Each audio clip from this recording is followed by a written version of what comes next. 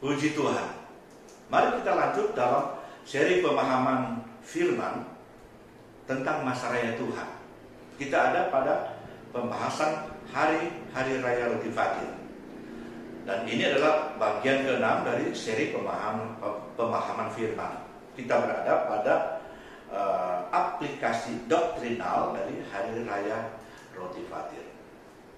Yang kita sudah bahas dan ketahui sebelumnya, roti tak beragi adalah Yesus Kristus sendiri. Dia adalah Allah yang datang mengambil rupa manusia untuk menebus dan menyelamatkan kita. Dia adalah roti yang turun dari surga. Itu yang ditegaskan dalam Yohanes pasal 6 ayat 51. Jadi kita diajak oleh pengalaman perayaan roti tak beragi ini untuk mengadakan pemisahan sepenuhnya dari segala perkara yang tercemar supaya menerima makanan Kristus sebagai roti yang turun dari surga. Jadi kalau bangsa Israel pada waktu mereka makan daging yang telah dipanggang dan kemudian beserta dengan roti yang disebut roti fatir, mereka harus mengambil suatu keputusan menyingkirkan semua ragi selama 7 hari dari dalam rumahnya. Di sini kita lihat Allah mengharapkan dari pihak manusia supaya segera memulai suatu cara hidup yang baru, membebaskan diri dari kejahatan yang bisa merusakkan kasih karunia Allah yang telah kita terima. Kalau kita bicara roti tak beragi, maka kita sedang masuk kepada sebuah pemahaman yang sangat dalam dan luar biasa. Coba kita akan lihat tentang konsep lanjutan keselamatan yang terkandung di dalam pembahasan kita tentang roti tidak beragi. Ada 5 pokok keselamatan yang penting yang tersirat dalam pelaksanaan perayaan ini. Yaitu kita akan membahas tentang pertobatan, kita akan membahas tentang perpalingan, tentang iman, tentang penyucian, dan tentang perjamuan Tuhan. Kita masuk pada bagian pertama, pertobatan. Membuang ragi merupakan gambaran yang paling dekat untuk menjelaskan apa itu pertobatan.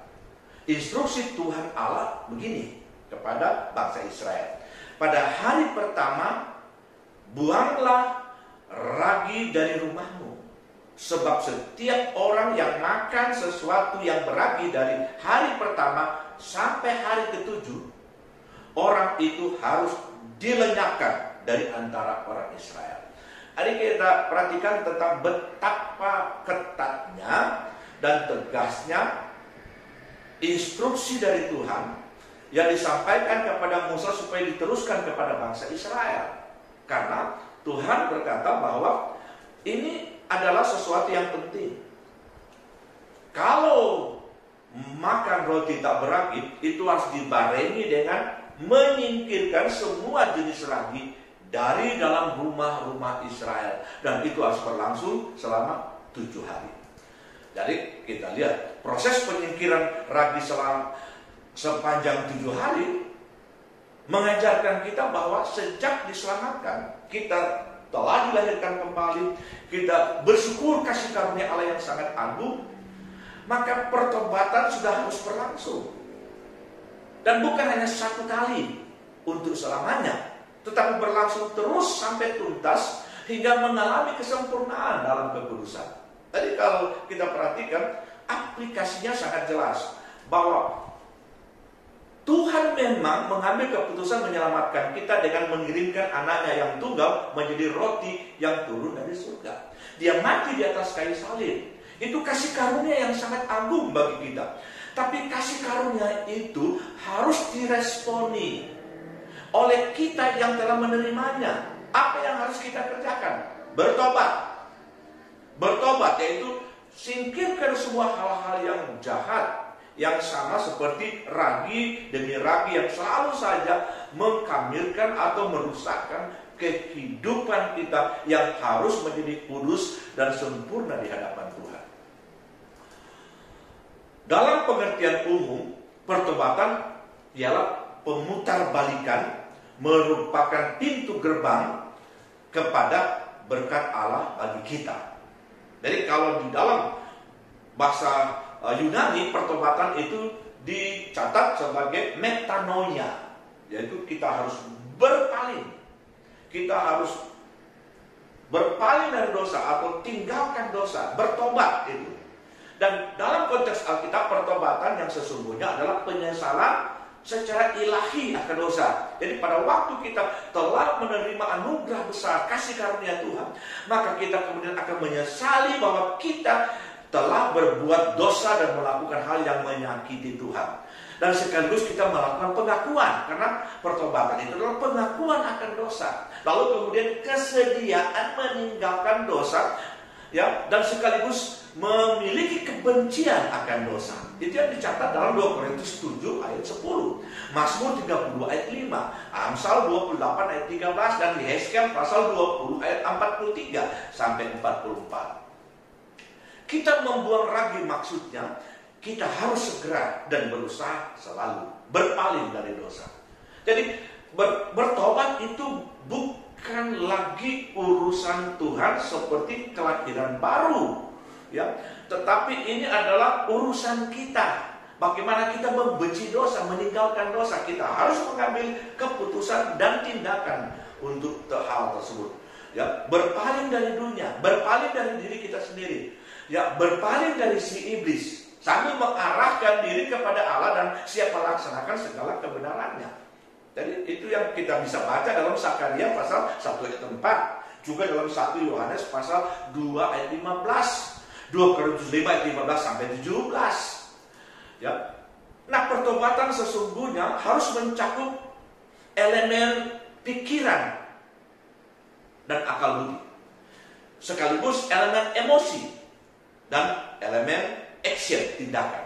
Karena memang pada bagian jiwa ini yang ada pikiran, perasaan, dan kehendak, itu disitulah battleground of repentance. Ya, itu adalah daerah pertarungan yang akan menentukan kita menang dan bertobat, atau kita dikalahkan oleh kekuatan dunia. Jadi pikiran, perasaan, dan kehendak kita memang harus terlibat dalam pertobatan untuk kehidupan yang benar dan tulus. Kita masuk pada bagian kedua, yaitu perpalingan. Ya, jadi pada kesempatan ini saya akan mencoba untuk menyampaikan kepada saudara aplikasi doktrinal ini secara cepat. Sebab ini adalah doktrin-doktrin, ya, doktrin-doktrin dasar yang pembahasannya sangat panjang. Tapi saya hanya mencoba memberikan kepada saudara bahwa aplikasi dari Hari Raya Roti Fatir itu ada pada 5 pokok doktrinal yang saya sedang bahas. Yang kedua sekarang itu adalah perpalingan. Perpalingan atau konversi pada umumnya sama dengan pertobatan. Namun kita bisa menemukan perspektif khusus yang akan memperkaya kita akan keajaiban perubahan hidup yang dialami setiap orang percaya yang diselamatkan oleh kasih karunia Allah yang agung itu. Dalam bahasa Inggris pertobatan itu menggunakan kata repentance, ya. Dan kata perpalingan menggunakan kata conversion. Jadi repentance, conversion. Nah, justru pertobatan merupakan bagian dari perpalingan. Jadi repentance itu bagian dari conversion. Dr. Jones dalam bukunya Conversion itu mengemukakan perpalingan bukanlah suatu rangsangan dari luar, melainkan dorongan dari dalam hidup seseorang setelah mendengar firman Allah, sehingga bergerak ke depan menuju kepada Kristus. Di hadapan Agripa kita bisa baca dalam Kisah pasal 26 ayat 20, Rasul Paulus mengemukakan konsep ini dengan begitu tegas. Dia berkata kepada orang-orang Farisi, orang Saduki, dan majelis agama yang bertanggung jawab untuk kehidupan seluruh orang Israel pada waktu itu.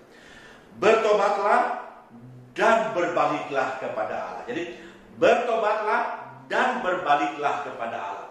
Jadi kita lihat pertobatan bukan cuma karena kita menyesali bahwa kita berdosa, ya kita minta ampun sama Tuhan, tapi kita harus berbalik. Berbalik kemana? Kepada Allah. Justru seperti tadi saya sudah sampaikan, bahwa pertobatan itu merupakan bagian dari perpalingan. Dr. George dalam bukunya Conversion tadi itu mengemukakan bahwa perpalingan bukanlah satu rangsangan dari luar, ya, yang kita telah bahas, tapi dia itu dari dalam yang membuat kita kemudian berpaling. Berpaling kemana? Ke arah yang benar, sehingga kita bergerak menuju kepada Kristus. Dan kita bertobat, ya, dan kemudian kita berpaling dan kita mendapatkan arah baru. Untuk memperjelas makna perpalingan, Dr. Friedrich, ya, memberikan batasnya. Pertobatan menekankan segi negatif respons kita terhadap firman Allah, yaitu berpaling dari dosa. Sedangkan perpalingan menekankan segi positifnya, ya, conversion menekankan segi positifnya, yaitu berpaling kepada Kristus. Setelah bangsa Israel melakukan semua aktivitas, maka sebenarnya kita bisa menemukan banyak sekali kekayaan rohani di dalamnya. Sekarang kita masuk pada bagian ketiga, yaitu iman. Ya, itu adalah aplikasi doktrinal yang ketiga dari Hari Raya Roti Fatir. Ya, setelah bangsa Israel menyembelih anak domba dan memanggangnya, mereka dengan penuh sukacita akan makan daging domba yang telah dipanggang dan roti fatir atau roti tidak beragi. Hal makan roti tidak beragi kemudian menjadi ciri khusus dalam masa raya Paskah. Malahan perayaan roti tak beragi menjadi ciri khusus pada bulan pertama. Dalam penggenapannya, roti tak beragi itu adalah Kristus Yesus sendiri, dan dia memproklamirkan diri sebagai roti yang turun dari surga. Jadi kita lihat bahwa ini menjadi ciri khusus dari kehidupan keselamatan yang harus disikapi oleh orang-orang percaya. Rasul Paulus mengemukakan bagaimana cara yang sederhana supaya kita memiliki iman, atau dari manakah iman itu datang. Dalam Roma pasal 10 ayat 17, jadi iman timbul dari pendengaran, dan pendengaran oleh sabda Kristus. Sedangkan Rasul Yohanes menyebutnya sebagai firman. Firman itu adalah Allah. Jadi firman Kristus itu adalah Allah. Dalam konteks ini, makan roti fatir berkaitan atau menunjukkan kepada sikap orang percaya yang secara tulus dan sungguh-sungguh mendengarkan firman Tuhan, melakukannya di dalam kehidupannya. Mendengar dan menerima firman harus dilakukan senantiasa atau terus-menerus sampai mengalami kehidupan secara berkelimpahan, mencapai kedewasaan yang sempurna.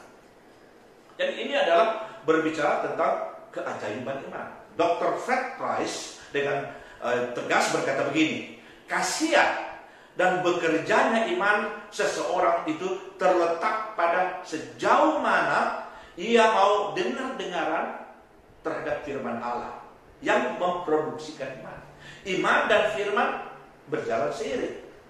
Pada waktu saudara tidak lagi mendengarkan firman Tuhan dan melakukannya, iman saudara menjadi stagnan. Tapi pada waktu saudara terus mendengarkan firman Tuhan, melakukannya dalam kehidupan saudara, maka iman saudara mulai terbangun dan terbangun. Alkitab memberikan definisi tentang iman. Dalam Ibrani 11 ayat 1 itu kita kenal persis. Iman adalah dasar dari segala sesuatu yang kita harapkan dan bukti dari segala sesuatu yang tidak kita lihat. Jadi iman adalah dasar yang begitu hebat dan begitu kokoh dalam konstruksi kehidupan orang percaya. Itu adalah jaminan dan keyakinan yang kita miliki yang luar biasa di dalam firman itu. Jadi ada begitu banyak janji-janji, ada begitu banyak kebenaran yang kemudian kita terima kebenaran itu, kita yakin berdasarkan kebenaran itu, maka kita akan melihat janji itu direalisasikan dalam kehidupan kita. Kepada Bani Israel, Tuhan Allah berfirman, sesuatu apapun yang beragi tidak boleh kamu makan. Kamu makanlah roti yang tidak beragi di segala tempat kediaman. Itu dalam Keluaran 12:20. Nah, ini berbicara pada aplikasi doktrinal penyucian. Jadi adalah instruksi bahwa semua yang beragi jangan dimakan. Yang kita harus makan, kata Tuhan kata Musa kepada bangsa Israel, adalah roti yang tidak beragi. Apabila ragi itu adalah dosa dan roti tak beragi adalah Kristus Yesus, maka ayat tersebut di atas memang secara jelas berbicara tentang penyucian. Betapa makna penyucian di sini bukan hanya berkaitan dengan norma moral manusiawi, tetapi langsung dengan atribut moral Allah, yaitu kekudusan. Benar Alkitab berkata, kejarlah kekudusan, sebab tanpa kekudusan tidak seorang pun yang melihat Tuhan. Jadi kelepasan dan keselamatan Kristiani didasarkan dan dimotivasi oleh kesucian. Jadi pada waktu kita telah menerima Kristus, kita kemudian mengambil keputusan bertobat, kita jangan hanya berhenti pada pertobatan. Kita kemudian masuk kepada perpalingan. Perpalingan itu kemudian akan meminta untuk kita terus-menerus menerima firman Tuhan, sehingga iman kita itu akan mengarahkan kehidupan kita ke arah tujuan yang benar. Sambil dalam kehidupan kita itu akan terus-menerus kita menyingkirkan semua yang beragi. Kita hidup benar, kita berada dalam proses kekudusan. Untuk proses kekudusan itu ada hal-hal yang kadang-kala itu begitu sulit. Tuhan meluaskan berbagai hal-hal yang sangat tidak mengenakan terjadi pada hidup kita. Itu bagaikan suatu proses untuk menemukan emas yang murni yang dilakukan oleh tukang emas. Dia akan meletakkan emas itu pada tempatnya, dan kemudian dia akan nyalakan api untuk kemudian memproses itu emas, dibakar dan ditaruh air raksa atau campuran tertentu, sampai kemudian itu emas bisa muncul. Dan semua yang tidak benar, ya baik pasir, besi yang lain atau debu, itu kemudian tersingkir dan muncul. Jadi penyucian yang berdasarkan firman Tuhan itu sebenarnya itu tidak terjadi secara otomatis. Itu adalah sebuah proses. Kalau kita terproses berdasarkan kehendak Tuhan, maka kita tidak peduli dengan tantangan dan problem yang kita hadapi pada hari-hari ini.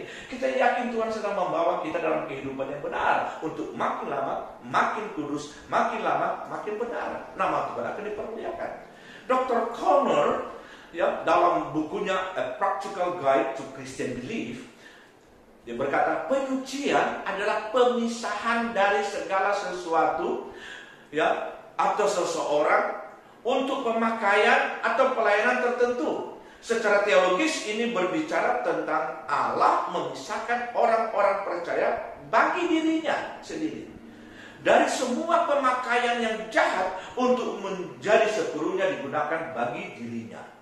Dr. Tyson melengkapinya dengan berkata, mendefinisikan penyucian sebagai dipisahkan bagi Allah, mengenakan Kristus sebagai kekudusan kita, penyucian daripada segala kejahatan moral, menjadi serupa dengan gambar Kristus. Jadi kita lihat, penyucian itu bukan cuma kemudian kita bersyukur kita telah dibersihkan, tidak, tapi kita diambil, disingkirkan dari semua kemungkinan hidup kita tercemar dari dunia, dipisahkan untuk dijadikan alat Tuhan. Dan sementara kita dijadikan alat Tuhan sebagai hamba Tuhan atau apa saja, kita kemudian terproses makin lama makin baik. Dikatakan di sana secara teologis berbicara Allah memisahkan orang-orang percaya bagi dirinya. Kita akan masuk pada bagian kelima dari aplikasi doktrinal Hari Raya Roti Fatir, yaitu perjamuan Tuhan. Sebagaimana uraian di atas, pada umumnya para teolog sepakat bahwa Kristus Yesus adalah penggenap roti tidak beragi itu. Makan roti tak beragi berbicara pada pengalaman orang percaya melaksanakan sakramen perjamuan Tuhan. Dr. Barton Payne, penafsir kitab Imamat, berbicara tentang perayaan ini.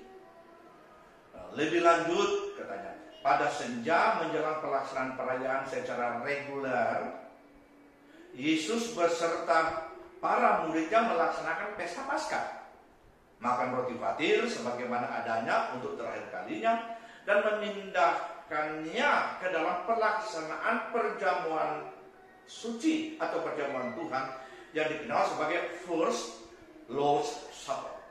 Keduanya secara sakramen memeteraikan persekutuan kita dengan Kristus dan dengan sesama kita di dalam perjanjian darahnya. Jadi kita memperhatikan bahwa Tuhan Yesus kemudian memberikan sebuah penegasan yang sangat menarik tentang inti dari Hari Raya Paskah, yaitu mereka harus makan roti fatir dan makan daging yang telah dipanggang. Jadi itu Tuhan Yesus kemudian dalam dia melaksanakan Paskah pada hari raya Paskah pada waktu itu bersama dengan murid-muridnya, menjelang dia akan disalibkan, dia kemudian menyatakan tentang apa yang mereka laksanakan itu sebagai sebuah pernyataan tentang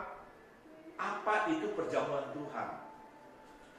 Itu merupakan First Lord's Supper, atau ya bagaimana mereka yang terakhir kali itu makan bersama, dan Tuhan Yesus berkata bahwa apa yang akan diberikan kepada mereka sebagai roti yang setelah dipecah-pecahkan, ya, itu berkaitan dengan tubuhnya yang harus diterima oleh semua orang yang percaya. Pertama kali para muridnya, dan kemudian anggur yang disodorkan itu berbicara tentang darahnya yang Rasul Paulus katakan sebagai darah perjanjian baru.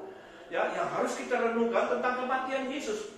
Ya, pada waktu dia mati atas kayu salib sampai dia datang kembali. Jadi kita lihat tentang bagaimana ini menggambarkan Tuhan inginkan kita untuk bisa bersatu dengan penyelamatan agung lewat kematiannya di kayu salib, sekaligus kemudian bersatu bersama dengan tubuhnya yang kemudian dikenal menjadi tubuh Kristus. Istilah perjamuan Tuhan sesungguhnya sama dengan perjamuan suci atau perjamuan kudus.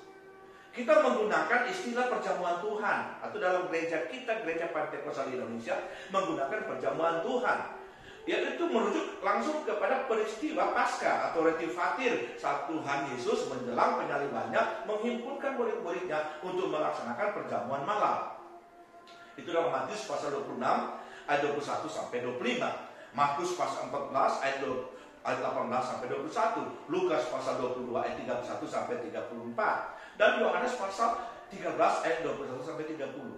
Rasul Paulus menjelaskan bahwa apa yang dilayangkan diberikan kepada mereka itu dia terima dari Tuhan. Itu Yesus telah naik ke surga, dan dia berkata pada waktu dia berbicara tentang perjamuan Tuhan bahwa apa yang dia berikan itu juga harus sama seperti semua pelayan perjamuan Tuhan yang melaksanakan perjamuan Tuhan atau perjamuan suci di dalam gereja Tuhan sampai pada hari ini.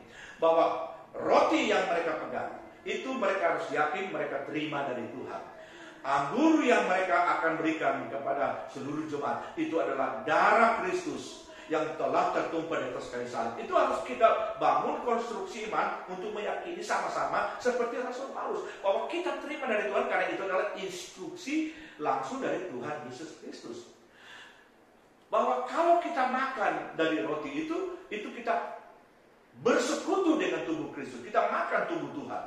Pada waktu kita minum anggur itu kita minum darah Tuhan. Jadi kita lihat tentang sesuatu yang sangat tinggi nilai ilahinya yang tidak bisa kita cerna secara logika biasa. Karena memang apakah yang kita pegang itu tubuh Kristus secara fisik? Tentu saja tidak. Tapi ini adalah berbicara tentang kita diminta untuk bersekutu dengan Dia secara total. Itu yang kemudian Rasul Paulus uraikan secara terus-menerus. Kita adalah tubuh Kristus. Dia yang adalah Yesus yang telah naik ke surga adalah kepala, dan kita ada di bumi ini, kita sebagai tubuhnya. Ya, perhatikan bahwa anak domba itu disembelih, darahnya ditumpahkan dan digosokkan pada ambang atas dan kedua tiang pintu sebagai tanda perjanjian perlindungan ilahi terhadap bangsa Israel. Kemudian dagingnya setelah dipanggang dimakan secara bersama. Bukankah Kristus telah tersembelih di kayu salib dan darahnya menjadi meterai perjanjian baru bagi kita? Dagingnya yang diserahkan kepada kita bermanfaat bagi persekutuan tubuh Kristus. Itu dikatakan Rasul Paulus dalam 1 Korintus pasal 11 ayat 24 sampai ayat 25. Nah, kalau kita memperhatikannya, kita sudah belajar tentang Hari Raya Paskah, dan kemudian baru saja kita membahas tentang Hari Raya Roti Tak Beragi. Kita lihat, kedua hari raya ini memiliki aplikasi yang doktrinal yang sangat menarik. Kalau hari raya Paskah itu berbicara tentang tindakan kasih karunia Allah yang diberikan kepada kita secara cuma-cuma. Kita tidak punya urusan apa-apa di dalam keselamatan seperti yang diaplikasikan dalam Hari Raya Paskah secara doktrinal, seperti kelahiran baru. Kelahiran baru itu adalah langsung dikerjakan oleh Tuhan karena kita percaya kepada Yesus Kristus yang mati di atas kayu salib dan bangkit kembali. Dia adalah Tuhan. Kita juga percaya bahwa Dia telah menebus kita. Itu tidak ada urusan siapa saudara, orang kaya, orang miskin, rakyat jelata, tidak peduli. Yang penting kita percaya kita ditebus. Lalu kita dipilih menjadi umat pilihannya. Puji bagi nama Tuhan. Bahkan disebutkan di dalam Kristus kita telah dipilih bahkan sebelum dunia ini dijadikan. Jadi kita mengucap syukur kita menjadi umat pilihan. Dan itu tidak ada urusan apa-apa dengan kita.